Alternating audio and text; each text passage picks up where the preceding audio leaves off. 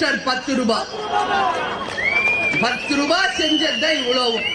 அன்னைக்கு விஜய் பாட்டா பாடிட்டு போயிட்டாரு.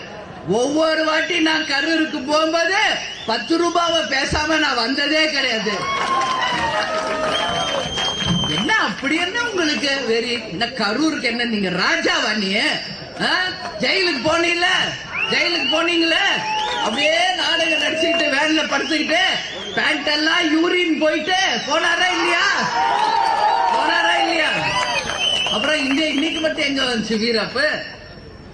இதெல்லாம் ஆட்சியில இருக்கணும்ன்ற மமதையில ஆடுறது. ஆடாதடா ஆடாதடா மனிதா, ரொம்ப ஆட்டம் போட்டா அடங்கிடுவ மனிதா என்பதை நிச்சயம் மக்கள் உங்களுக்கு உணர்த்துவார்கள். அவர் அண்ணன் என்னங்கிறாரு கேப்டன. முதல்ல அண்ணன் என்ன பண்ணாருன்னு தெரிஞ்சுக்கிட்டு தம்பி, நீ தெரிஞ்சுக்கோ. வெறும் பாயில அண்ணன் சொன்ன போதுமா? சொல்லுங்க விஜய். ஆமா, வெறும் அண்ணன் அப்படின்றது போட்டா காமிக்கிறது. ஆமா இல்ல சொல்றேன், வெறும் அண்ணா. உங்க அண்ணனோட வரலாறு பாரு, வரலாறு படி. நீ அது எதுவுமே செய்யாம எங்க அண்ணன், உங்க அண்ணன் அவரு அந்த காலத்துல இருந்து கேப்டன் படத்துல நடிச்சவர் தான்.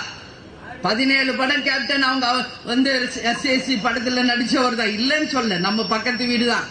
அதனால தான் நான் சொல்றேன், அவர் எங்க வீட்டு பையன். எங்களுக்கு விஜய் பல ஆண்டுகளா தெரியும், இன்னைக்கு நேற்று கிடையாது நான் சொல்றேன். அவர் அண்ணன் சொன்னா நாங்க தம்பின்னு சொல்றோம், அவ்வளவுதான்.